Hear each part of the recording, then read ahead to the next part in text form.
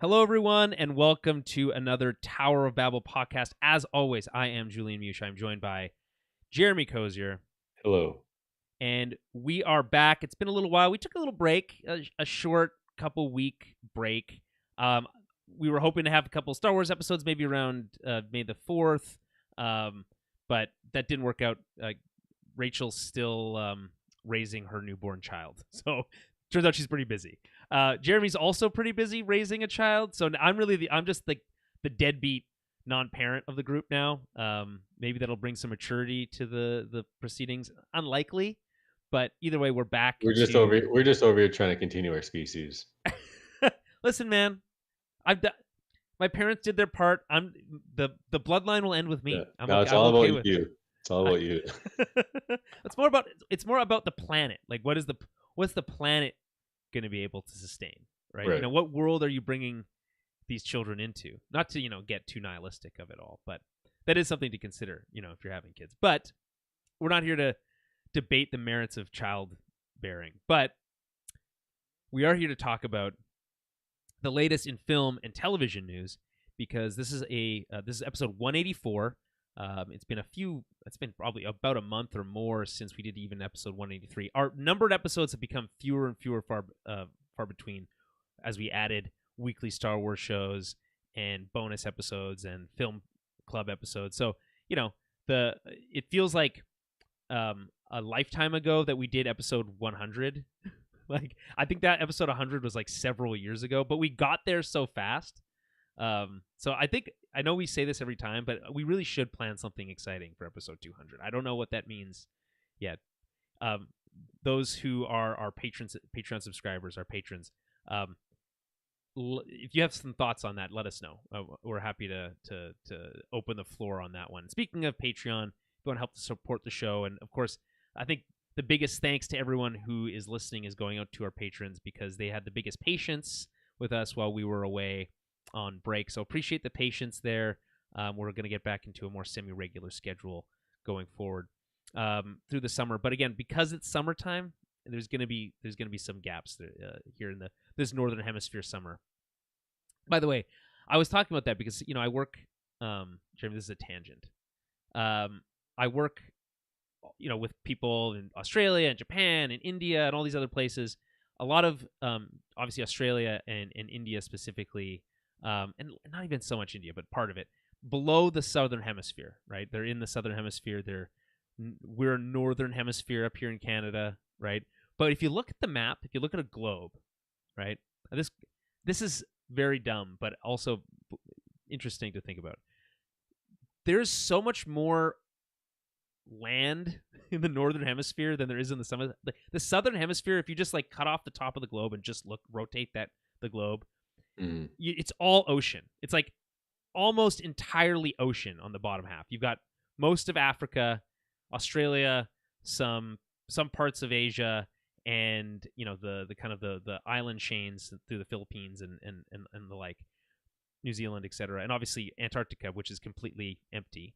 So it's like mostly people. Most of the people on Earth live in the northern hemisphere. So I was kind of apologize for my northern hemisphere bias when I say, oh, it's summertime, right? But for those who are living in Australia, it's wintertime, right? Or it's fall, going into winter.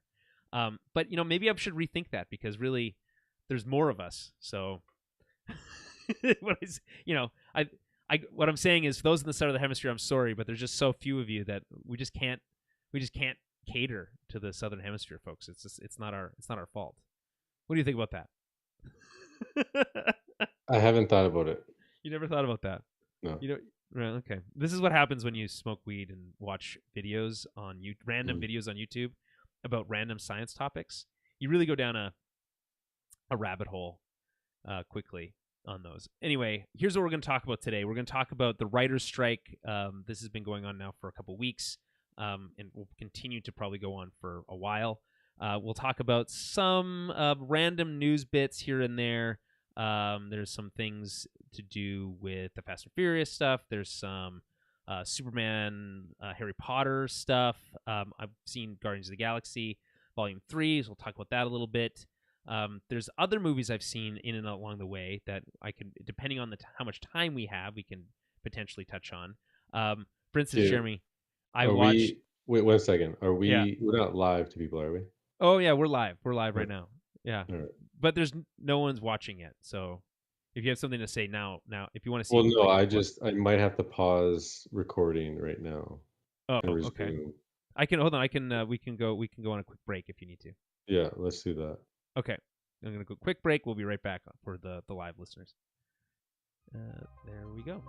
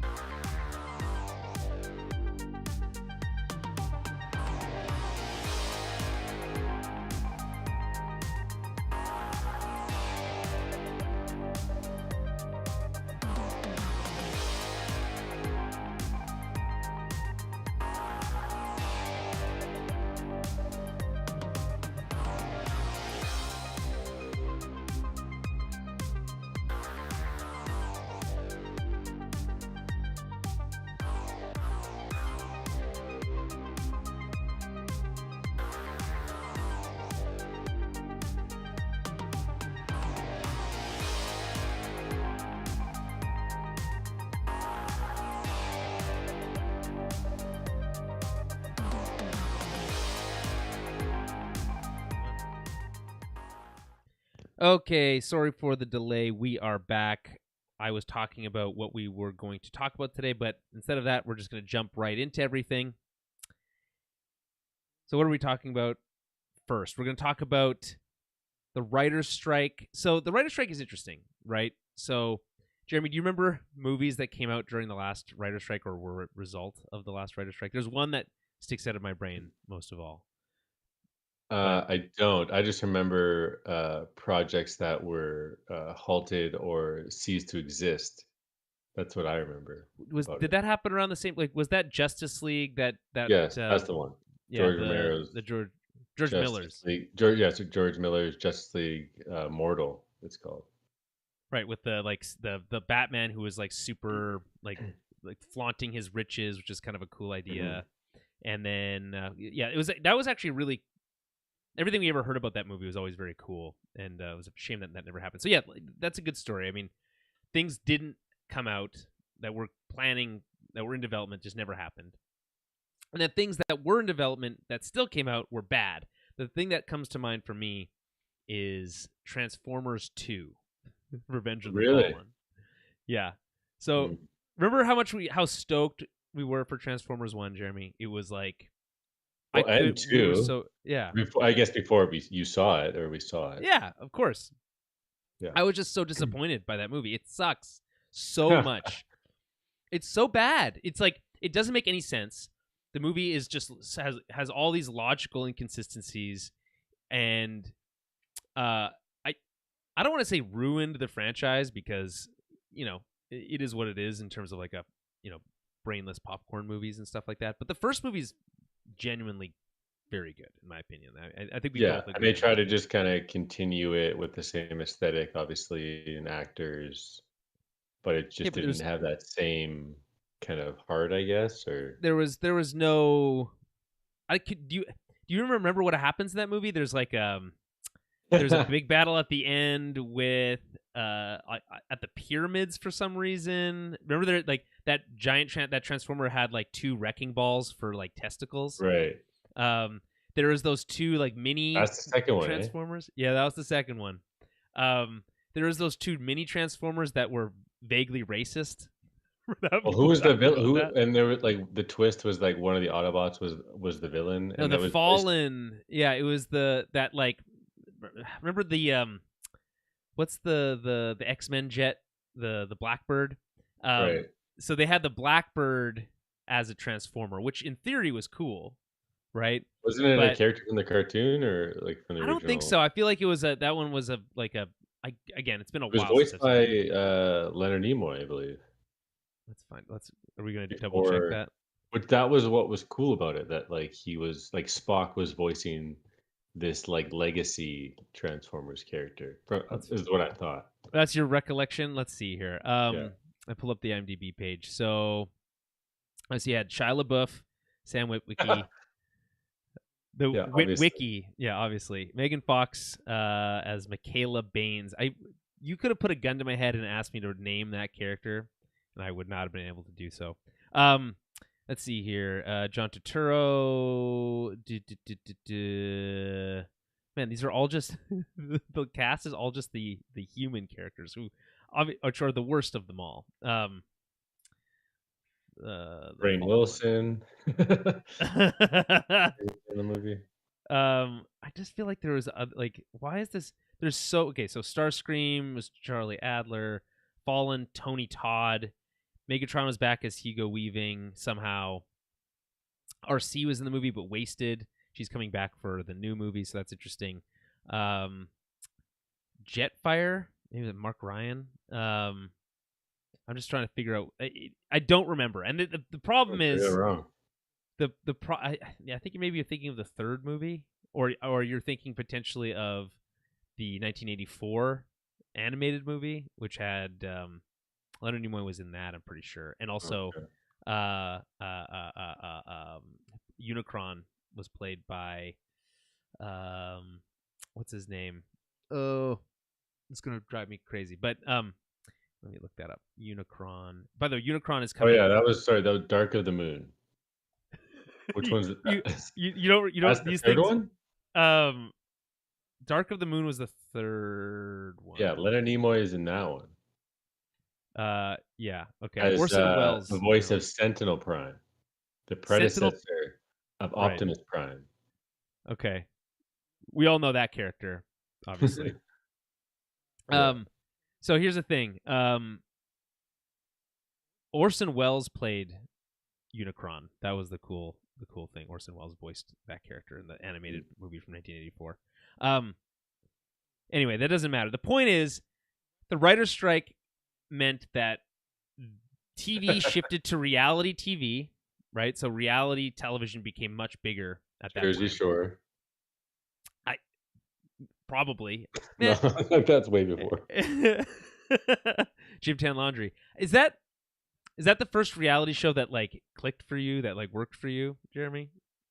Not really. I mean, wasn't like American Idol kind of? That's a reality TV Yeah, show. yeah. Yeah, Big Brother. Yeah, those are shows that you enjoy. just to clarify. No. Oh, okay. I've watched a season or two of each. Or even The Bachelor. Like, we've all watched The Bachelor at one point or another. I've seen it. That doesn't mean I've watched it. Those are different things. You've seen the rose ceremony. You've seen the guy or the girl pick, and then you're like, "Oh, that guy lost" or whatever. Like, I have no opinion on it, Jeremy. I've never held. The only opinion I've ever held on reality television is that it is not interesting to me. Well, Jersey Shore was just fun because it was just like a bunch of partiers. Yeah. Yeah. And like they're in a house and they would just walk down to the shore where the clubs are and just like do stupid shit. Yeah. I mean, that actually does sound more compelling. But I only watched it because there was a scene where Snooki, I believe, one of the females in the show, throwback, got like punched in the face like super hard by like a dude.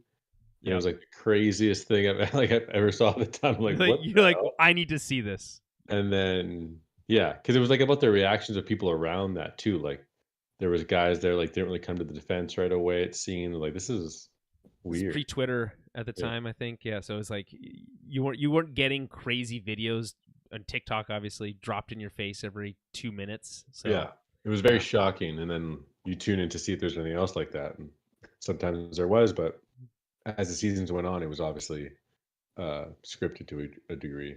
Yeah, I just I mean, obviously, the thing with reality television is that it doesn't do anything for me, and it's something that we don't talk about a lot on this show. And it's Survivor. They're on season 48.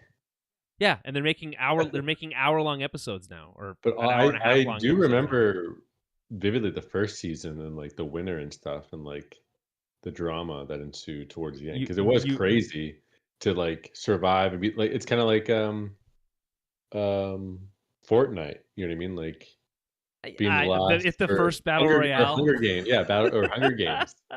You know what I mean? It was kind of like because you had to strategize and make bonds or be two-faced or whatever, and like actually make your way to the end, and then all the people that were casted out had to vote at the end for either of the final two contestants.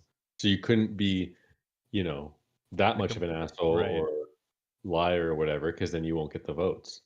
So yeah, I think I know people in my life who are like defenders of Survivor. I think gotta be. It's the OG. It's like the OG. It's the original.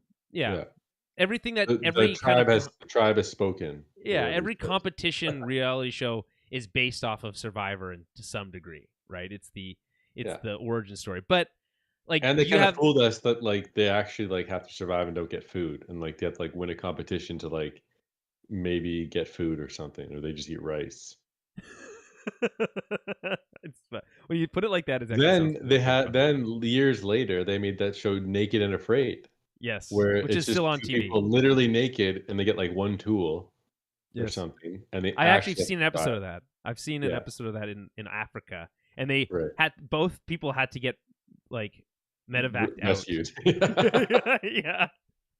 So I definitely see the entertainment value in it, but like it's not like we're gonna come back, year after year, season after season, or whatever to digest this stuff. If that's what you're, that's all that's what you're into. Sure, I mean, but again, it's just not what we cover. But ultimately, what it means is that the writers' strike. Well, yeah, we mean, Yeah, there's a podcast that covers. I guess there would be. 100%. There's Wow. countless, and they probably have millions more listeners and viewers than we do. It maybe cumulatively in the billions of more people that are interested. People like those shows. Again, nothing against reality shows, but not my thing. Right? It just feels disingenuous. The whole calling it reality, but then having it scripted anyway. But then what we cover are scripted things. Yeah, we typically talk about scripted television and movies, right? Traditional film and television is. But it's not trying to be, or not trying to like lie to us, essentially. Well, I appreciate. Yeah, when we're going in to watch The Wire, we're not watching real cops. I think we know that, right? But it feels like it's real. That's why it's well, no. It's better than real. It's hyper real. It's able to explore ideas and concepts in ways that reality's messy and complicated and turn into like a mythology almost. Yeah, and you can storytelling is kind of a inherent part of human culture, right? We've been doing it since we were carving shit into walls and caves, right? So and when you think about it, then the writer becomes this like very it's really interesting to me specifically. I'm not a writer. A friend of friend of the show, Matt, who's been on our covered a couple of our movies in the film club for the Patreons. I keep saying Patreons. It's patrons on Patreon. Just to be clear, I know I'm making a mistake every time I say it, but I can't help myself. The writer has this like place of esteem within culture because they are the storytellers, right? You ever meet someone and they're like, that person that is a good storyteller, right? That sticks in your brain because they have this larger than life ability to communicate in a way that like really connects with people, right? Writers are able to do that, but by putting those ideas onto a page and then having that translated into, a movie or a TV show or a video game or what have you, right? But ultimately, it all starts with the writer, right? There's no movie without a story. The movies that have bad stories we typically consider to be pretty bad, right? There's exceptions to that where we're just like, it's not, the story's kind of not there, but it's entertaining for other reasons, right? But largely speaking, I think that's fair to say. But the writers have been getting they've been getting the short end of the stick for a while, basically ever since streaming kind of came into the mix, right? So when streaming happened, the typical way that writers were paid was in residuals, right? They would get a check for however X many times a show was viewed on CBS, or a movie was resold or whatever, right? The rights were resold or however that works. I don't know all the details exactly how the residuals work, but they were basically paid on the back end, and were able to make a living off of that, right? But once streaming happened and they kind of changed the rules, writers stopped getting paid for residuals. In fact, they started, studios started, they've always been doing weird stuff, Hollywood accounting type maneuvers to screw over average workers, generally speaking. But the writers specifically were getting really screwed over because there was no metrics for viewership. They weren't getting residuals. And then people like Zaslav, our favorite, have a shot every time Zaslav is mentioned on the show, comes in and just starts ripping shows off of streaming services for the sole purpose of not paying residuals, right? That hurts the writers. And so that's one of the reasons they went on strike. But another one of the major reasons that they went on strike was because they're worried that AI is going to take their jobs, right? ChatGPT has become this big thing. Everyone's talking about it. Literally, you can't throw a rock without someone talking about seemingly ChatGPT or some sort of AI-based thing. AI is going to take people's jobs, yada, yada, yada. I think a lot of that's overblown, But when it comes to writing specifically, and I don't think, by the way, that ChatGPT is able to write a movie or even TV show at this point that would be like any more than just fine or average. That doesn't mean that they won't get there or won't be able to do so eventually. And the fact that the way that we have AI trained today, and you train it on previous scripts, for instance, if you wanted AI to write a new episode of The Simpsons, there's so many scripts for The Simpsons already, right? They're probably at season 35 or something crazy like that. You could feed an AI engine all those scripts, and it could probably do a decent job of creating a new Simpsons script, right? But the writers don't want to have anything to do with that. They're basically saying they don't want to rewrite AI-generated scripts. They don't want their scripts being used to train AI models, and they don't want to be replaced by AI whole cloth. They basically don't want AI involved in the process at all. And the studios their response was, we'll meet once a year to talk about AI or talk about how that stuff is affecting them, which is obviously they're not very close on that matter. But I don't know, Jeremy, do you have any thoughts on the writer's strike? Generally, I think it probably means that things that we like that need strong writing, like Andor season 2, at least I like, probably means that it won't be as good because of it, because they're maintaining production during the writer's strike and that they can't do any rewrites or anything during the shoot. But other things are obviously being delayed entirely. But I don't know. What do you think about this AI problem? What are your thoughts on this writer's strike? Yeah, I think obviously if they feel like they're not being paid fairly, like it's why it's happening, and there's so many people supporting this cause. But as for AI, I mean, I think it's just at a phase right now where you could definitely use it like as a tool to speed up a process or to uh, harness lightning, I guess. But it's not like you press a button and it's just like it's perfect. It's you use it as a tool, then humans overlook it, redraft it, fix it up, whatever, Sure. and then they can basically speed up the process and not be full 100% of their own mind creative kind of endeavor into it, which is kind of weird. It basically curates all these ideas into this thing that you can then manipulate after it's already been uh, manipulated and manufactured in a weird, like, Yeah, Frankenstein. it's weird because it's not like the AIs are being trained on previous scripts, right? And then they're kind of mashing up those concepts that it quote unquote learned with maybe, write a script about a modern headline, right? So it's quote unquote new idea, but it's really based on things that are been done before. And you could make the argument that nothing is new under the sun, but it certainly feels more artificial, and and capital A in artificial intelligence, but the sense that like there is a kind of tangible feeling of knowing that a person wrote something. To me, I don't, but maybe that's a false dichotomy. Like maybe that feeling is not real, and I shouldn't care about that.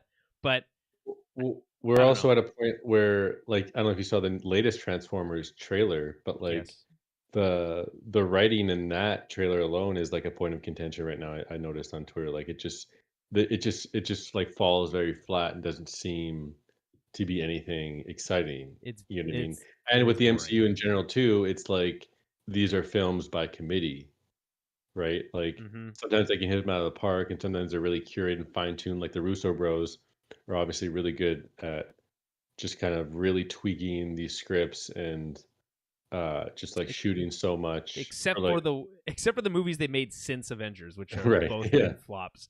But I don't. But they said the Gray Man was like a huge record, didn't they? Like on Netflix. That was a Netflix movie, right? I don't think we don't know. They could maybe if they say so. Or it was Red Notice that is the most watched or something. Yeah, Red Notice is fuck that movie. Fuck that movie.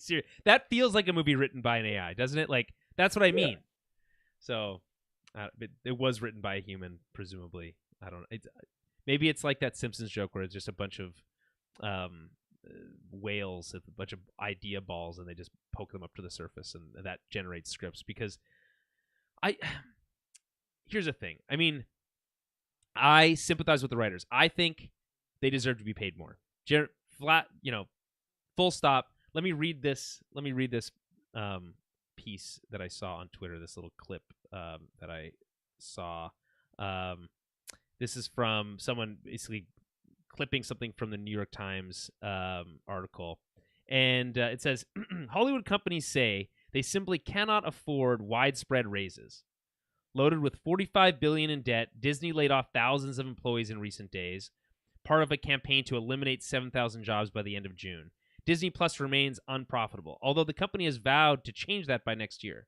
Disney's Hollywood's largest supplier of union-covered TV dramas and comedies, 890 episodes for the 2021-2022 season. Warner Brothers Discovery, which has roughly $47 billion in debt, has already cut thousands of jobs as part of a $4 billion pullback. NBC Universal has also tightened its belt as it contends with cable cord cutting and a troublesome advertising market, whatever that means. And then lastly, the most important paragraph. These companies remain highly profitable, the companies themselves, but they have not been delivering the kind of steady profit growth that Wall Street rewards. So it's all out of whack. Jeremy, you asked me earlier before we started the show, what all went wrong? How did this all happen? How did we get to this place where studios are making millions and millions or billions of dollars in some cases, in Disney's case, but all they say is that they're broke and can't afford anything, and including, by the way, paying the people that make them all this money enough to live on, because I remember seeing somewhere, and there's a lot of conjecture both sides, but that the writer might get paid $10,000, or depending on the series, or $100,000 even for a series order, right?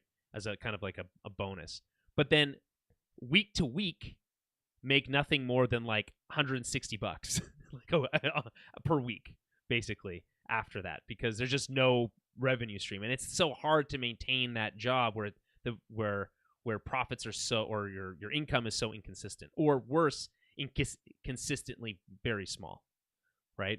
And you mentioned it off the top, which is this idea. I work in tech. There's a lot of buzz around AI. I think AI will get better, but the idea that AI should replace jobs, I think, is a misnomer. It should help. You said it before. It should be a tool that people use, right, to enhance their jobs. Writers themselves should be able to use ChatGPT, but they shouldn't be able. But studios shouldn't have ChatGPT. It's so hard to say over and over again. Write a script and then hand it to a writer and say, rewrite this for half the price, right? That's bullshit, right? So they need to protect their livelihood. I don't, the Tony Gilroys of the world are using Andor again, are uniquely talented in what they do. I don't think that we are very close to being able to replicate his voice with an AI generated script to even half the level of quality that he's able to deliver, right? The nuance that he was able to bring to the Star Wars universe, right? I strongly have a hard time believing, even with how well AI is doing or improving, that it can replace that human insight. Do I think it could write, the average Law and Order script? Probably. Honestly, today it probably could do a pretty good job. It's also bigger than just scripts, right? Like, obviously, we've seen art. That's probably at the forefront, because it can really scour the internet for all images and really recreate something new, but that looks familiar. And then those can even be tweaked, which we've seen with a lot of like superhero renditions with actors. Yeah. And whatnot. And then but some things look weird, like the S for the hands, or like the S for like the Superman crest is like kind of weirded out, so they can like go and fix that up. But also music is a major right, like the Drake thing. The Drake in the Weekend, like completely fabricated and is like charting and like just like it's so wild, because it's like, is that an indictment on AI or an indictment on the artist that create music that's so easily replicable Yeah, by a but with computer, music, you know. like, well, with any kind of like creative endeavor, like you're kind of inspired by whatever came before, right? Like all 100%. great directors talk about that. Like even 100%. Quentin Tarantino, like he always talks about what influenced him, and it's like super cool hearing him talk about these old school westerns or whatever movies. Sure. And then if you were to watch those, you could definitely see the influence and see how like the latter wouldn't exist without the former there, and Yeah. that's super cool. And it's the same with music in terms of sampling beats. Uh, they're constantly just sampling things over and over, and then they make their own samples that they sample in a song, Yeah. and it's just never ending. So it's coming for sure if Well, it it's hasn't just already. it's wild to me because it's like the funniest thing I heard was because you're right. I mean, we have AI generated art, we have AI generated scripts, we have AI generated music.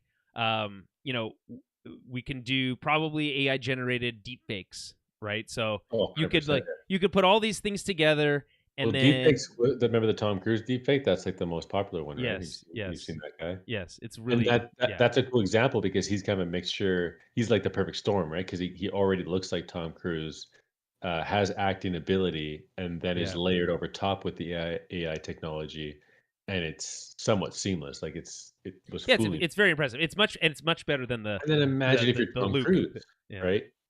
What is your perspective then when your likeness, everything you're about is being so easily replicated. used?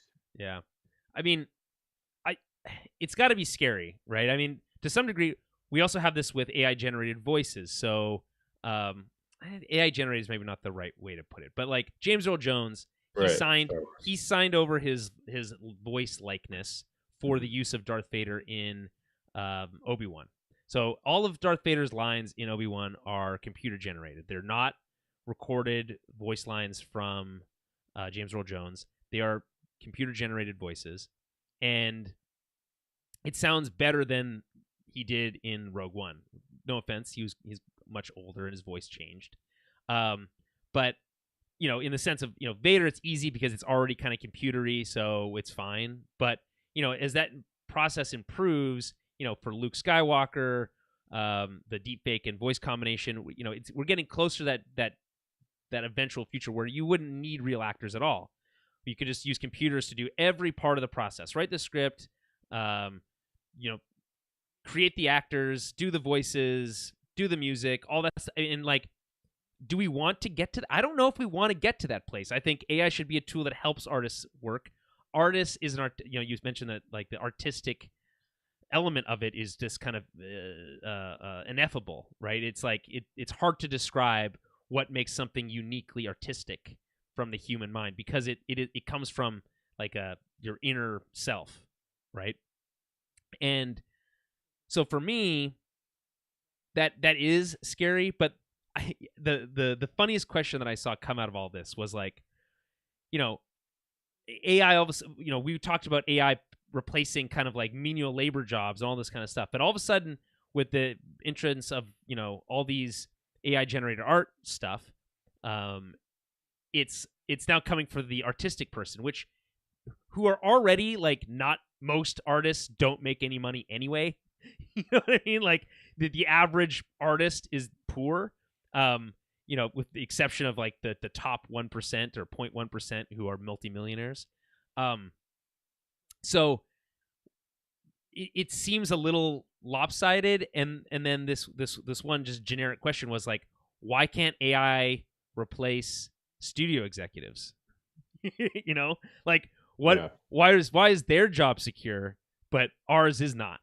And I And think they get that's all such the a fair bonuses. question. Yeah, and they get all the bonuses, And and they that get was the that big was the other houses. thing too. That apparently, like whatever his pay is like something. It's like obviously multi-million-dollar pay, but like Yes. apparently shareholders or whatever aren't happy with that. Well, they have Is it, billions well, in it debt. depends on the number.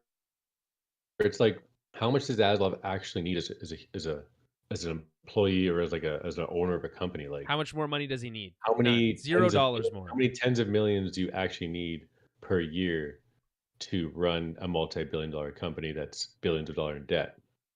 Did it really Yeah, have to right. be? Did it really have to be 200 million every year? Like, what does that mean? Like, Yeah, what are you bringing? What value are you bringing to the company? What are you doing with that money? You know what I mean? Like, are you just like buying mansions and having swimming Yeah, pools? how are you worth $200 million? It's Yeah. like, it doesn't make sense. Like, Jeremy, this you're getting into the weeds a bit with this kind of like wealth inequality problem, which is a massive problem. But this AI thing shines a massive spotlight on it, because it's like, if AI can replace my job, then it can replace your job. And then if it can do anybody's job, then why are you being paid $200 million and I'm being paid $40 an hour, to do something that, you could never do. And to be honest, most people could learn to be a studio executive. Especially because when you, and obviously we're being a little glib, but like the idea that studio executives who are constantly failing, the failing up all the time, right? Failing up is it's so real. It's just common everywhere. Yeah, this idea that we just say, oh, hey, yeah, you drove this franchise into the ground, but hey, here's another franchise. Why don't you? We liked the first movie you did. Why don't you fix that, right? And the Damon Lindelofs of the world. I mean, not to say that I don't like Damon Lindelof, but he's had enough failures and successes that it's like he doesn't need any more money either. So, I totally side with the writers. Again, pay the man has always been my motto. I mean, at work we have this mentality that if you do the work, you get paid, right? In a commission based world. If you do the work, you should get the money, right? But this idea that the studio executives, the studios themselves, are protecting themselves against writers who want too much, when really they're just people who need to be able to feed their families, and so that their business can pay their shareholders more money. It's just like, it's all fucked up, Jeremy. That's where it all went wrong. Okay, that's the answer to your question. Any other thoughts on this writer strike problem?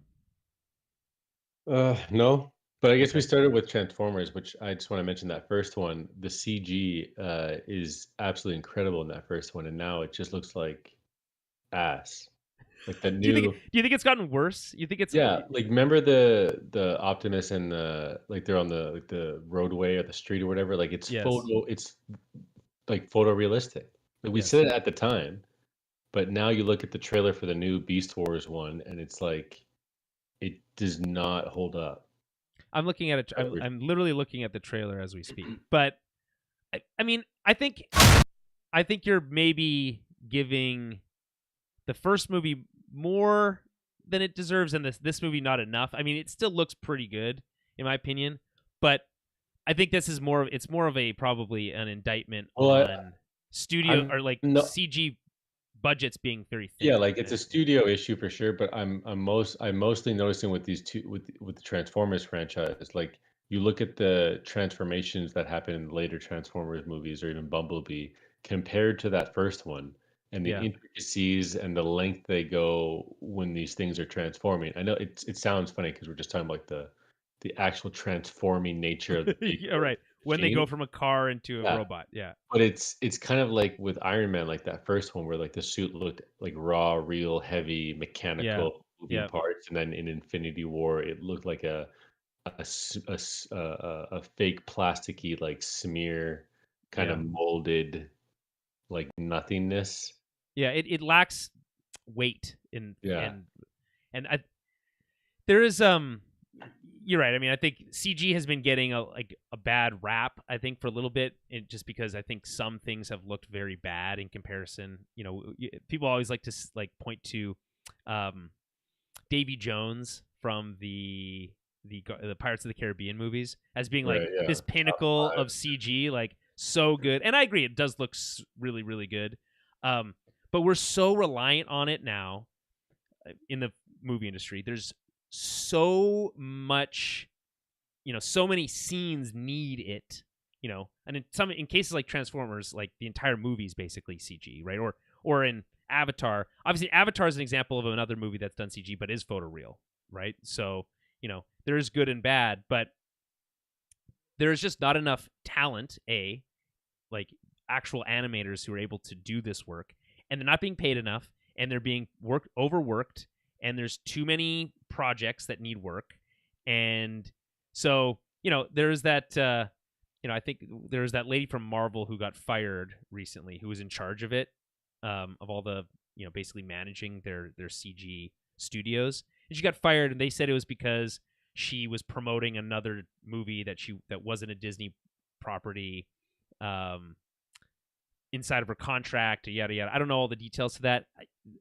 The speculation at the time that when she was fired was because the backlash that people were giving, movies like Ant-Man and the Wasp and others for looking, and Thor, Love and Thunder and stuff for looking like ass, as you said. But I don't know. I don't think it's fair to. It's like I said, it is a studio problem. It's not this. We are capable of doing at least as good as we did in 2007. You know what I'm saying? But they're just not. Again, they're just not paying them enough, and they're not giving them enough time. So it's all about greed. Got to hit those dates. Gotta pay those shareholders so we can pump out movies that are that look like shit, sound like crap. I don't want to be too jaded because I think there is a lot of good stuff coming. Especially I'm gonna go see Transformers: Rise of the Beasts. It's funny to say that out loud. Rise of the Beasts. But did you watch the trailer? Of course, I've seen the trailer in theaters a couple times already. No, there's a newer one though. Oh, there's a newer one. I've seen a couple trailers. I'm sure. I don't know if I've seen the newest one, but the ape one. What's the ape? Optimus Primal. Primal, right? Yeah. It's cool. It's jumps out of nowhere and lands and says whatever. But then Optimus Prime comes out of nowhere in the forest, and it just looks so bad to me. But yes, actually, I do know what scene you're talking about. I'm not your enemy, Prime. Yeah, he literally just comes out of nowhere. The shot is just he's so small. He's in the bottom right corner, and then he just blurts out into the greenery forest, and it's just there. There's no driving of the car. Well, it's a yeah, but maybe in the movie it could be different. Truck. Yeah, it could be different in the movie. It's a trailer. We don't know, but we don't know. They intentionally make their trailers different, right? That's what they do now. Well, they recut them, or they do weird stuff, or they sometimes include footage that's not in them at all in the movies at all. Yeah, that's what I mean. That one. I feel like. By the way, did you hear about that? Someone sued. I think it was about what movie was it? Yeah, false advertising. Well, it's probably Infinity War, right? Where Hulk was Hulk. It wasn't Infinity War. It was something. It was something even more innocuous than that. Who's the girl from Blade Runner 2049 and Ex Machina? No, not Ex Machina. What's her name? From Knives Out. Anyway, she was in a trailer for a movie. It was a superhero movie, but I don't remember which one. And then her role was entirely cut from the movie. She wasn't in the movie at all. Mm-hmm. And the fans of this actress came out of the woodwork to sue the studio for false advertising because she wasn't in the movie, and won, which is even crazier. It's unclear how that's going to affect movies going forward, but I do like the idea that studios wouldn't be allowed to put things in trailers that aren't in the actual movie. But I also think it's kind of impossible because someone's cutting the trailer and you're cutting the movie at the same time, and what if the director makes a change to the movie that he felt was necessary, but the trailer was already being worked on and done, and I just feel like that's a little silly, but I don't know. Okay, so quickly we'll just touch on a couple quick stories here. So Fast X, which is the title for the finale to the Fast and Furious franchise, Vin Diesel's baby. Movie. That's right. Was originally going to be two movies, right? It was Fast X Part 1. Our favorite when they split finales into Parts 1 and Part 2. But they're going to do that again. They're going to split it. They're going to do the Hobbit move where it went from 2 to 3 movies. And so the Fast X is now apparently going to be 3 movies to finish off the franchise. Fast X, Part 1 is coming out any day now. I think this weekend. And by the way, dude, they released a 4.5-minute final trailer. 4.5 minutes? That's very Four long. and a half minutes. That's how desperate they are. I got a 5. I saw the IGN review. I on Twitter scrolling. Got a 5 out of 10. IGN get. I mean, take reviews as far as you can throw them, but yeah, but it's one of those movies where it's like it's so stupid over the top that it's great. Like that you're either on that side or you're kind of over the how crazy it is. I was kind of over it 2 movies ago. Yeah. Basically, what is that? Was it Fast 9? Or what was the last one called? Fate of the Furious was pretty good. Not too bad. That was and what was the one? Was the last one with Walker? That was 7. That was the last really good one. Yeah, that was the last good one. That was the last really good one. It's been going downhill from there. They remember there's the whole feud with The Rock and Vin Diesel. Vin Diesel like made a post saying like, "Come back, brother. We need you." And like edited like a photo of them like facing off, but like warped it to make it look like Vin Diesel was bigger than The Rock or something like that. That's really funny. I feel like The Rock is a different size in every movie.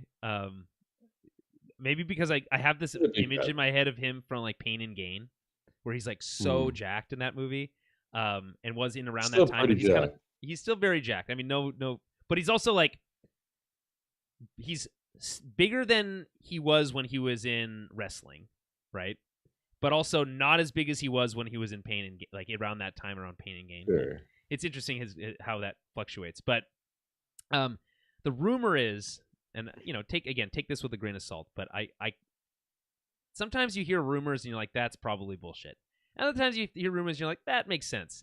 Well, the rumor here, and this one feels like it makes sense to me, is that The Rock is going to come back for the finale of Fast and Furious, and that's why they added an extra movie, so that they can fit The Rock in a more thorough way, which feels like a move that The Rock would do when you are on your when you're backpedaling after the whole Black Adam fiasco. That's what it feels like to me. Like this move to try to like recapture a franchise, the love of the fans from a franchise that people are attached to, that isn't gonna blow up in his face the same way that Black Adam did. Jim, what do you think? Do you think that's feasible? Is that realistic? That he's in it? That he's gonna come back for it? Yeah, well, I think that's kind of what the story is that it's almost like a spoiler, and like people are mad that it's even been like released as a rumor. Really? That's silly. Yeah. Everyone knows the cast of the movie before the movie. Yeah, but I guess like with these movies, we kind of know like everything going on with them. Like, yeah, man, Han came back to life. That guy exploded in a car, came back to life. I mean, there's no. I think some of the characters have been shot in the chest and then come back to life. It's like, this. It's not like the guy who killed Han was Shaw, right? Like, yeah, exactly. He's like a main character now. That's right. They're like best buddies now. It's all wild. Like none of it makes sense, and that's fine. Again, it doesn't really matter for that. This is one of those examples where it's like, sure, you know what, Vin, have at her. It's not. The story here is not important. What you want something? What, more grounded? Well, what's your? No, it was just version? It was just like the early movies were just epic. Like Vin Diesel was a bankable, solid movie star. I don't think he was yet in the first Fast and the Furious movie. He wasn't at that time. Well, it was like growing. It was like the beginnings of it, right? It was Fast and Furious, and Pitch Black were the two notable kind of series where like I want more of this guy. And then he was in Saving Private Ryan before that. The Knockaround Guys. Boiler Room. Yeah. Like he just seemed like this cool, unique talent, and then those two franchises were huge. and then it kind of went weird with Triple X. You know what I mean? Like Yes, I do that was remember. almost Yeah. like what Triple X is almost like what Fast and Furious is now, but I guess even then it wasn't It as was like crazy it was as more Fast and Furious. 90s. It was Yeah, like if Fast and Furious was this crazy then, yeah. it would be Triple X. But that But it was yeah. essentially, yeah, Fast and Furious and Pitch Black were those movies were just I just thought they were so cool. Yeah. Yeah. Um, But you were also a teenager. right. Yeah, right. And then he left, and then the Fast and Furious, like it was the first movie, and then the second movie he Didn't have wasn't him. even in it. He wasn't in it. And Yeah. that movie felt so lame compared to the cultural impact like the first one Yeah, had. but it does have the coolest title for a sequel, Too Fast, Too Correct. Furious. I Yes. mean, come on. Well, there's a song in the first movie, I think by Ja Rule, who's also in the first movie. And he raps or sings whatever. He says "Too Fast, Too Furious." Oh, really? It's That's kind of cool. like a precursor to the eventual title for the second Right, one. and then the franchise looked like it was dead, right? And Well, then then they made Tokyo Drift, Draco Drift. and it was Yeah. dead. I didn't care to see it. I mean, we have a Have you mutual seen friend Tokyo Drift? who saw it. I feel like I did, but I don't really. It's not. I can't see how it's your favorite, but It's not my favorite. But I have seen it. It is underrated. You know why? Because Han is so cool. Han's the coolest character in Fast and Well, Furious. sure, no, but the coolest Yeah. part of that movie is that Vin Diesel makes a cameo at the very Yes. end. Yes. Well, I mean that's not the You know what I'm coolest part of saying? the movie, but yes. Yeah. It's Mhm. pretty cool. And up until that point, I just remember like watching the first movie over and over again. The special features were super cool. There was cool deleted scenes. They were like super dramatic about like the quarter mile at a time and like Vin Diesel just like on the road on his own. Like, like where Living your is life a Dom? quarter mile at a time. That's Yeah. right. That and drinking Coronas. And the Yeah. director, I forget the director's name, but I mean, he For knocked which that one? The original the movie? original one, Or yeah. yeah. And then also the ties it has to Point Break. Yes, it's a At it. Point Break It's an ripoff. evolution of that Yeah, yeah. that doesn't feel like it is a ripoff. It feels like, okay, this is this new generation's Point Break, but it feels different enough in terms of just the world of cars, I guess. Right. So I want to I looked up Fast and Furious, but Fast and Furious is 2009 movie. The Fast and the Furious is the original. Has Yes. yeah, it has the thes in it. Yes. And that's from 2001, and it's Rob Correct. Cohen is the director of that Right. movie. Um, Yeah, it's one of the but first DVDs yeah, I watched commentary for. do you So think I people care found about commentary anymore at all? no, but I Commentary do. or I love I it. mean, yeah, no, that's fair. I absolutely adore Or it. special features, that kind of Yeah. stuff. Yeah. Well, commentary more specific. I think it's just so cool to hear the director or whoever is on the commentary just to give their insights. Like I got the X-Men 4K trilogy recently. I was like, I Nice. could pick this up. It's like these movies were huge in my childhood. Yeah. Haven't seen them in 4K on my TV would be pretty cool. Like nothing gets better than that, right? Um, and X-Men 2, I think my favorite of the three, David Hayter, I believe, is one of the co-writers who's the voice of Metal Gear Solid, which I think is Yep. a crazy career or whatever, or like whatever this guy's doing. Like, he's the Yeah. crazy voice actor for this iconic video game character with an iconic voice. Yes. Um, we also Metal remember when Gear. he was not hired for like another Metal Gear at one point. It was like, what? Yeah. Like, it didn't make any sense. It was for Metal Gear Solid 5, they Yeah, hired what's his name from 24? Keeper Solid. Keith Sutherland. Yeah, Yeah. yes. Yeah, yeah. But anyway, it's just knowing that he was a co-writer of X-Men 2, X-Men United is just so fascinating to me. Anyways, he's on the commentary of the Oh DVD. shit. And So he's like, so you can hear is his yeah, voice, his regular voice sound anything like no, no, Solid Snake? No, no, okay, not at right. all. He's putting on I a think voice. he Gotcha. also was gonna write a version of Watchmen for Hollywood, or he did. And That never that that never right, that never materialized. Okay. Yeah, I think it was supposed to be is it Paul Greengrass who's the Bourne Yeah, director? yes. Yep. Yeah, Mhm. and then they shot I think there's a couple scenes online, like these mock-up scenes of Hader's Watchmen script with Greengrass like filming it. How much earlier than the actual movie that came out, the Snyder version? How many more years? Gotta be at least 5. It might have even been due to the writer's strike or something like that. Maybe it was why it didn't get off the I ground. mean, And it's they had interesting. as Night Owl, they had what's his name from Game of Thrones, the old Jaime white guy Lannister. Oh, who protects what's her name? the old white guy who protect. Oh, yeah, Jorah Mormont. Yes, it was Yeah, him. It was like it's pretty cool just like seeing him in that scene. that's cool. It's the scene with Rorschach where Rorschach breaks into his house or his apartment or whatever and is eating a can of beans. Yeah, that's a And good scene. then Night Owl says famously, like when he grabs the comedian's button, he's like, "What is this? Bean juice?" But it's dried up blood, Right, obviously. right. Bean juice. Right, and then there's that whole line about human bean juice.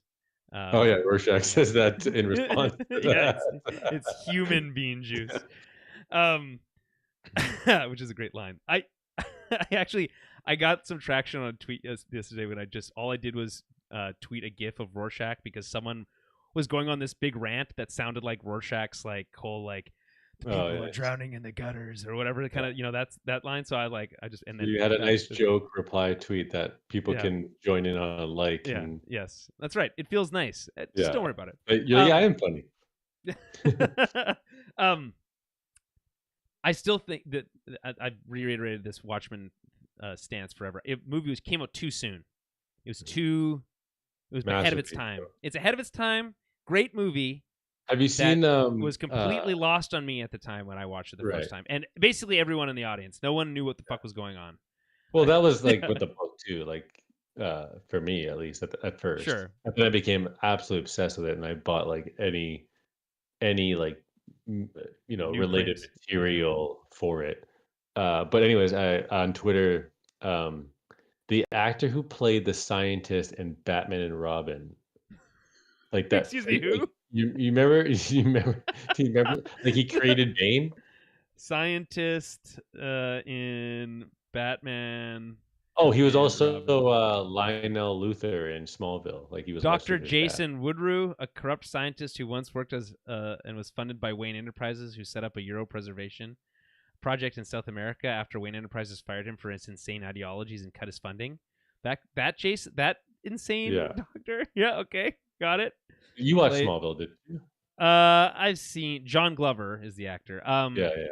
Anyways, he's on Twitter and he was going all crazy on the Snyderverse stuff too, and just joining that discourse. But then he like mentions that Watchmen is Snyder's masterpiece, and like he's kind of giving credit where it's due, I guess. Yeah, the thing is, Watchmen is a commentary on superheroes that was released before superhero movies, and the film was released before superhero movies became the phenomenon that they are today. A movie like that, even 5 years ago or 10 years ago, right, which had been about 10 years after the movie came out, because it's got to be getting close to 20 years, give or take, since the movie came out, I'm guessing. That 2009, I think it was when it. Okay, so what is it? It's 2023. So yeah, even another like if they'd waited like 5 years, 7 years, we'll call it. I think people would have been able to digest it in kind of the same way that it's presented to you, right? It's the movie is commenting on superhero comic books. That's because the book is based on the comics, right? Mm-hmm. But if people had been able to digest superhero movies, and then the movie came out and it was a commentary on superheroes in the movies, and just a slight variance on the same theme, I think it would have been a massive hit. Yeah. It's in the vein of The Boys. It's the same thing. Yeah, it's the same thing with the Superman discourse right now. It's unfortunate that Superman Returns wasn't successful or warranted a sequel or continued that Reeves kind of Boy Scout Superman kind of first and got that on film before the Snyderverse kind of take on that character and turn it into this mythological thing that kind of interweaves the entire DC universe in a 5 kind of pentology movie like series. So yeah. Well, anyway, we don't want to go down that rabbit hole quite yet. No. Okay, Super Mario Bros. Movie, now the 5th highest grossing. Sorry, Super Mario Brothers movie. I was listening to the the film cast guys, and they were commenting that it was annoying that people were calling it the Super Mario Bros. Movie. When it's called. It's the Super Mario Brothers movie, and Bros is just yeah, but the actual poster is Bros. Period. Yeah, but Bros. Period is abbreviation for brothers. So I don't know. To me, it's like it doesn't. I'm just saying. I think it's fine if it's spelled out Bros and not Brothers for the poster. Like, are you just trying to save space or? What are you trying to say here exactly? It's always been cooler to say Bros.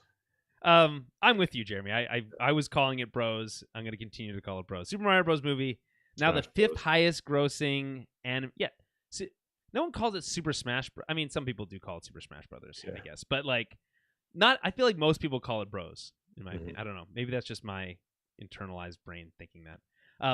5th highest grossing animated movie of all time. It's about to drop on. I think it released on. Yeah, it did. VOD and DVD and all that kind of stuff. DVD, Blu-ray. Today or like the other day. Where are you on that movie now? We're kind of 2 months separated since the movie dropped in theaters. Has your opinion on the movie changed at all?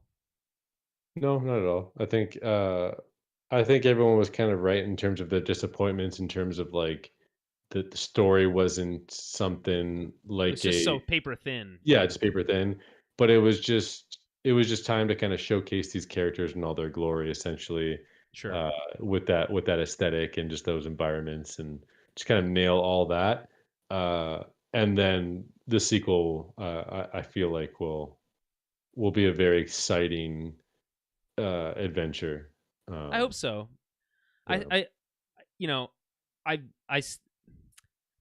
I don't know if it's just my older age or what, but I do find myself weighing those negatives more than I probably should, because the movie is a blast. But here's an example, I think, because I was thinking about Mario music in general. I think that's the biggest place where I feel like they dropped the ball. I just feel like the music is just does not emphasize the themes and the you're saying in this movie they dropped the ball in the music? I think so, yeah. Wow. Personally. Honestly, what I've seen is a lot of people have been giving that the number one credit. It's so wild to me, because obviously they have like Don't Sleep Till Brooklyn. By the way, I thought you. I am talking about the original score. Okay, I am, but there is all these like songs in the movie too, which I feel like don't need to be there at all. Like the Don't Sleep Till Brooklyn one is cool because although by the way, it's the James Gunn effect. James Gunn also uses that he uses the exact same song in Guardians Volume 3. That's the negative of that movie I've heard, is just a lot of needle drops. I disagree. I think the music choices in that movie make more like sense thematically, and the musical choices actually emphasize the emotional beats of the movie. And I just think that doesn't happen at all in the Super Mario Brothers movie. Like they're just there to entertain, and fair enough. But even the original score, I feel like, doesn't use the music that we are so familiar with in Mario, right? Like the music is its own character in those games, and not to be too cliched. And the score is full of kind of just a lot of generic, orchestral sound. And there's certain moments where it's really good, but there's other moments where I just feel like it's just generic. And I think that's what disappointed me, because I wanted to have this, like, there's so much good Mario music. You could fill a 2-hour movie just by orchestrating traditional Mario themes that we already know, right? And instead they just choose to like highlight like a couple notes here and there to kind of emphasize things. And I think I know why I feel like they did it, because they didn't want to like make it maybe feel too much like they're just replicating the game into a movie. But I think that's a mistake. I think they should have leaned into it. I was thinking about Mario music. I was thinking about the athletic theme, and I went to YouTube and I listened to the Athletic theme. I was like, man, this is a good track, right? So that's a Super Mario World track, I think. And all I commented was, I wish they'd use this in the movie. And then I got 2 replies saying that they did, and one person saying like, oh, they used it in this one specific scene. And I went and I found that scene because it's funny that the Mario movie actually got like pirated on like Twitter and stuff. The whole movie was like available to watch. Anyway, so you could go and find the specific scene, and I found it. And what they said that they used the song in that scene, and it's literally like 4 notes of the song that happen when he gets his Tanuki suit. And it's like, I appreciate that that's technically true, but like in the spirit of it, like that's not enough in my opinion. So that's my evolution of my thinking on the Super Mario Brothers movie. It's doing very well, and because of it, with Zelda having released this last week, Tears of the Kingdom on Switch, which I've been playing a little bit of, they've been doing interviews and the directors and stuff like that. And Nintendo's kind of more impressed now, and they're asking, hey, well, with the success of the Mario movie, what about a Zelda movie? And I think at this point it's inevitable. But the question is, Jeremy, would you want to see it animated or live action? For what, sir? A Legend of Zelda film.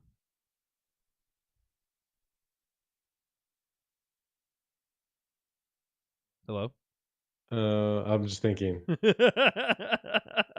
I was like, I thought that was maybe the case. Yeah. Okay. Yeah, I think animated. Okay. Similar I think that series. Way? Well, the series has been through so many different iterations of animation, essentially, in terms of what they do with the graphics and just the art direction. That just like a whimsical painting, like anime, kind of like Puss in Boots. Wind Waker. Yeah, but like, didn't Puss in Boots do something a little bit different? Like, it wasn't like your full blown. They went more like the Spider-Verse. Yeah, style. I think like that, but with more of an emphasis on like paintings, rather than like big comic book edges or whatever, or like kind of scrapey, pencily edges. Like no comic book stuff. Just what if it was like like anime almost inspired? Yeah, I could see that. Just very detailed, kind of like like landscapes. Yeah, like they have to like paintings to me. I feel like that would really lend towards. Yeah, like obviously, like a Studio Ghibli movie would be like the perfect version of the Legend of Zelda movie, but I don't know if that would have the same broad appeal. But maybe I'm wrong. I don't. And just the action you can pull off in animation is just so slick. Yeah. And hyper realized too. And like what you're gonna make a live action Bogoblin? Like it's gonna look so stupid. Yeah, whenever you have to do live action, you have to like you have to make your take. Like, what are you going to do? Like, look at the Little Mermaid. Have you seen the so character bland? It's the same complaints we have with Lion King. It just looks like the animals or the fishes just as they are. Like it's not fun seeing the crab like fall or whatever. Water. He's like screaming like, oh no, like it just looks like a gross like sharp crab that I don't want to cuddle or like original. But like they're just colorful and just lively and just emphasized over reality. Well, I think we can agree that the live action Disney remakes are a soulless cash grab, and there's really no other. Well, look at The Rock. Did you see The Rock's huge announcement? What did he announce? What soulless cash grab did he announce? He announced a huge performative video on the islands of Hawaii talking about Moana. Moana live action remake. That movie just came out like 5 years ago. And he's gonna play his character. What a surprise! Cool. I don't know. Listen, it's for some. It doesn't ruin the previous movie. Lion King still has a soft spot in my heart. The original animated movie. The new movie, the only time I think about it is I think about how shitty that movie is. That's literally the only thing I think about. Jon Favreau. Yes, Childish Gambino, Donald Glover. it had a great cat. It had Beyonce was in it, for God's sakes, Jeremy. James Earl Jones is back. Yeah, that movie sucks, and I haven't. The only one I have, I feel like for whatever reason, like Beauty and the Beast might be like the exception to that. I haven't seen it, but I feel like that one might be good, the live action, because it's like mostly people anyway, right? Like it's generally just people, and then okay, here's this CG beast character, and I feel like that could work. But like, yeah, no, this idea of like what's the word I'm looking for here? I can't. My brain is broken. Anthropomorphic is the word I'm looking. Anthropomorphism. Yeah, I'm gonna have to cut that right out of the show. This idea of like bringing these human traits into animal characters works great in 2D animation or even like traditional CG animation, but it looks dumb if you make them look like real animals. For instance, if we were gonna make a movie about my dog, I don't want it to just be my dog. My dog can only make like 3 faces.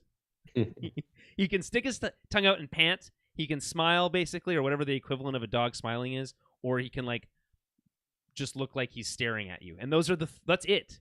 There's no other. You can feel other emotions, of course, from animals, but it like if we're supposed to believe that he's talking and has to like emote all these different things, like if you're gonna do like, what's that one with the dogs eating the spaghetti? You know what I'm talking about?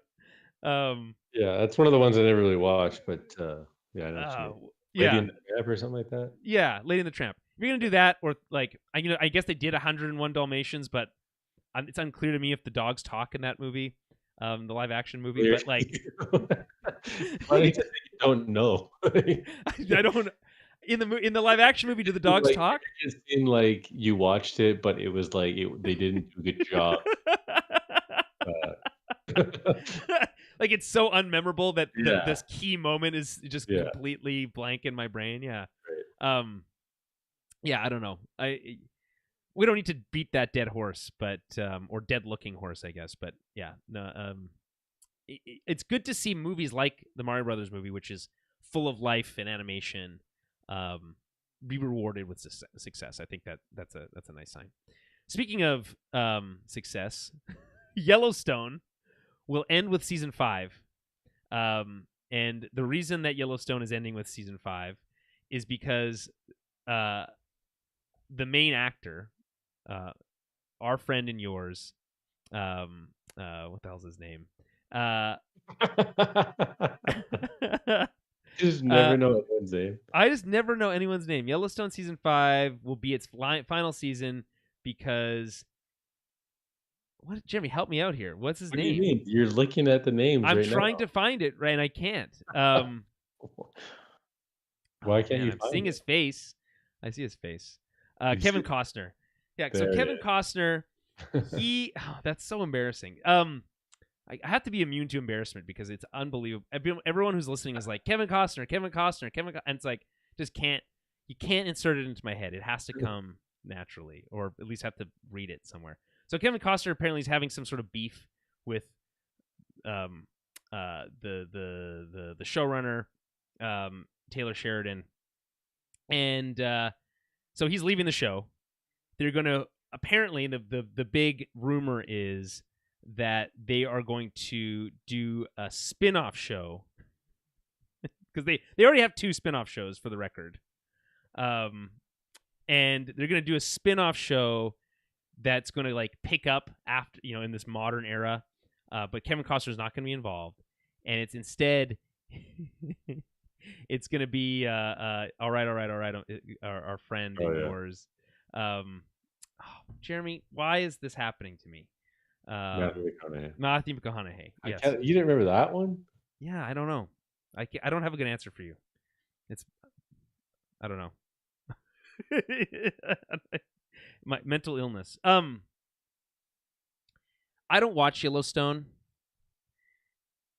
We've talked about this show in the past about kind of this brand of television that is like massively popular, but has zero appeal to me whatsoever. kind of like the reality television. It's this is scripted television, but it appeals to the same people who watch reality television somehow. Again, no shade. If you like the show, more power to you. It's just I can't bring myself to do it. And I am entertained by the drama, though, of the behind-the-scenes drama of this whole. Like Kevin Costner, his career well established, right? Superman's dad. A lot of controversy over that tornado scene still, but he's like raking in the cash for this Yellowstone show. And I guess I have no sympathy for anybody involved in this whole thing. It's like I don't ultimately care whether or not Kevin Costner feels like he's getting fairly paid. This is in stark contrast, by the way, to like how I feel about the writers who I feel like deserve to be paid. Where it's like I feel like if Kevin Costner never got paid another $1 to act again, I'd be okay with that. I actually like Kevin Costner, but I don't like. But it's like he's a great block end. We've seen so much Costner over the years. It's like maybe it's time for some news stories. You know what I'm saying? So maybe I'm just jaded. Jeremy, what would have to happen to convince you to watch any Yellowstone or its prequels, which, by the way, star Harrison Ford? Yeah, I'm just too tired to watch a show on a ranch. But think about how well it can help you sleep. Yeah. Okay, so we're gonna wrap it up here in just a moment. But I wanted to end on this last comment here, because we can't go an episode of the Tower of Babble podcast without talking about Star Wars at least once. And so Kathleen Kennedy says, and this is I think at CinemaCon, and we probably need to get into some of the CinemaCon news, but ultimately it's all just stuff that's going to come out in the next couple months anyway. So, just wait for our review. And by the way, I do owe some comments on Guardians of the Galaxy Volume 3, a movie that I just bawled my eyes out, like the whole movie. It's just so emotionally manipulative, but like very satisfying at the same time. I really have, like, I very much enjoyed it. I don't know how much it's going to stick with me versus, like, I feel like I really liked Volume 2 when it came out, but then immediately forgot about that movie almost immediately afterwards. And, Volume 1 was like this, like, big change in theme and style from what we'd been used to in the MCU, and Volume 3 is extremely entertaining. I feel like I don't really care about most of the characters. I think that's the problem. But they make you care about Rocket, and Rocket Raccoon is Raccoon, or Raccoon, depending on how you prefer to pronounce it, or Trash Panda if you prefer. He's like the emotional heart of this final James Gunn film, and they kind of like they explore his backstory and all this stuff, and it is really effective. And sure, they use cute animals and then hurt them for emotional payoff, but they're not real animals. and hey, and even PETA came out. PETA, who generally, if there's an animal exists in a film, PETA's the first ones to denounce it as being cruel. Even PETA came out and said, hey, this movie really sends a strong, message about animal well-being. So take that for what it's worth. It's a nice send-off for the characters. It really feels like a final, like a period on a story, on a sentence. And it does give me a lot of faith that James Gunn is going to be able to handle Superman well. I genuinely feel that. People are worried. There was a story the other day that because Adam Warlock, who has Superman-esque powers, can fly, super strong, that kind of thing, he said that he felt he was the hardest character to adapt to the screen for Guardians 3. And I think people took that as like, oh, that's a red flag. He's not going to be able to do Superman. That's like those are all Superman's powers. He's not going to be able to do it. And I think there's two things. A, people want James Gunn to fail, and I don't understand why. And B, I think there's a big difference between making a Superman movie and incorporating a Superman-esque character, or even a character with that many abilities or that type of super strength or those abilities into a movie that doesn't have a lot of that already. So I think those are very different things.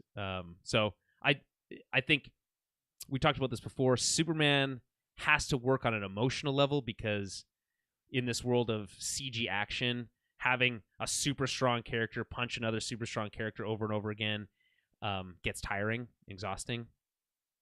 And, we've seen a lot of the Superman stuff, the traditional Superman stuff played. I don't want to say played out, but I would say we're close to that to some degree. So you need to hit it on a human level, and I think James Gunn can do that. And I because two things, because of Guardians Volume 3 and Peacemaker. So surprisingly. So I have faith. Jeremy, any questions about Guardians 3? No. Okay. I would recommend you see it. I think you should see it in theaters. It's Disney Plus. Yeah. Disney Plus. Yeah, fair enough. I think Ant-Man just released on Disney Plus. I seen a tweet. Well, yeah, with no fanfare, probably. Unfortunate. Okay, so I mentioned Star Wars, and I buried the lead. So Kathleen Kennedy says that she wants to look at James Bond as the franchise of James Bond as a way to quote unquote eventize Star Wars movies again, right? I think they at Disney, Lucasfilm, feel like they lost a little bit of the magic that was the Star Wars movie. I feel like it basically, Episode 8 had it. Like, I was so excited to see that movie. I came out of that movie, I loved it. Everyone hated it. And then Solo came out like 4 months later, flopped, and that was followed up a couple years later by the worst Star Wars movie ever made in The Rise of Skywalker, and we haven't had a movie since. And so I think they're gun shy. I think they feel like Star Wars is kind of saturated or whatever, and that the movies, they want them to be these big events when they come out. And I think I would agree with that sentiment. I would also like to feel have that same hype level when Star Wars movies came out again. Whatever that next one might be, if they keep canceling them and then announcing new ones and then cancel those ones and then announce new ones again and then cancel those ones, and eventually a movie will come out. And I would like it to be a big event. But do you think that the James Bond franchise makes for a good template for that philosophy? I guess, but I mean, they're already just doing movies in random eras. Like, it's just going to be saturated no matter what. I don't know how. But and then Ray's coming back. Like, it's just all like, I don't know. I just don't. You don't like Ray? No, it's not that. I just don't care. Well, this is the problem. I think they want people to care. I think I understand what they're saying by the eventizing. So James Bond movies come out every 4 to 5 years, right? And they're unique. They're a big deal. There's all this there's like a lot of buzz around new James Bond movies, even when they're bad, right? And I think you can take that concept. Maybe a movie every 3 to 4 years is the right way to do that, so that there's like a anticipation for the next one instead of one every. You can't do a Star Wars movie 3 a year like you do Marvel movies, and I just don't. I don't think that's going to work for Star Wars. And also, it's doing pretty good on TV, so take that for what it's worth. But here's the lesson they're not learning from James Bond, which is funny enough, which is recasting your fucking characters. Mm-hmm. You don't need to make a CG mess of Luke Skywalker to have Luke Skywalker in a story. You can recast Luke Skywalker and it'll be okay. Kathleen Kennedy, look at me. I'm talking to you right now. Look right in the camera. It's okay. You can recast your characters. Solo didn't flop because they recast Han Solo. Okay, I promise. That movie's actually pretty good. So Anyway, I think it's just a funny, of all the franchises they could pick, the one where they most famously recast their characters is the one that she mentions. That's funny. And of course, I since we mentioned episode 8, I'm gonna, and because it is always coming up on Twitter, I'm just gonna read a comment here from Ryan Johnson about episode 8 and Luke Skywalker in particular. And I quote, "I think it disrespects the character of Luke Skywalker by treating him not as a true mythic hero, overcoming recurring wounds and flaws, but as a video game character who has achieved a binary, permanent power-up," unquote. This man is goated, in my opinion. Amazing. In terms of his ability to articulate his decision. Like, say what you will about the movie or why you don't like it or whatever, what have you, or why you feel like Skywalker, it's not my Superman. Sure. It's all those arguments kind of flatlined by a quote. I just feel like exactly. Again, you can say have any opinion you want. It doesn't matter. It's yours to have. But it boils down to change too, right? People are very unaccepting. Don't like change. They do not like change, especially with these iconic characters from the past. Yeah, but he's at least able to articulate why he made the decisions, right? Yes. He's like, I put Luke through this ringer because I wanted my characters to be challenged. Yes. Right? And it's like, okay, you didn't agree with that choice. Fair enough. That's your right to do so. But at least he had a take, right? Like, and was able to back it up with like thoughtful responses and has an opinion on a character's psyche, like. But then all that is replayed over and over again on social media is the lightsaber being thrown behind his back, the green boob milk. The green boob milk is so funny to me. I that one that people like, they always point to that one as being like, look what they did to Luke. It's like, motherfucker was drinking blue milk already. Like, who gives a shit where he's getting his colored milk from? I don't know. Anyway, I think you're right, Jeremy, in the sense that it's like, it boils down to sometimes we need to challenge, and by sometimes I mean as much as we possibly can, challenge the characters in interesting ways, because we'll like them more when they come out at the other end. And or maybe we'll like them less, but at least we'll know why, right? Yeah. And we'll know that they're real people, and we can relate to them as people.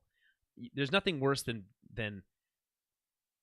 characters behaving like in such unrealistic or unnatural ways that feels artificial or forced, and it's like you can sense it even if you can't articulate it. And I just really appreciate the I don't even think it's a risk. I just think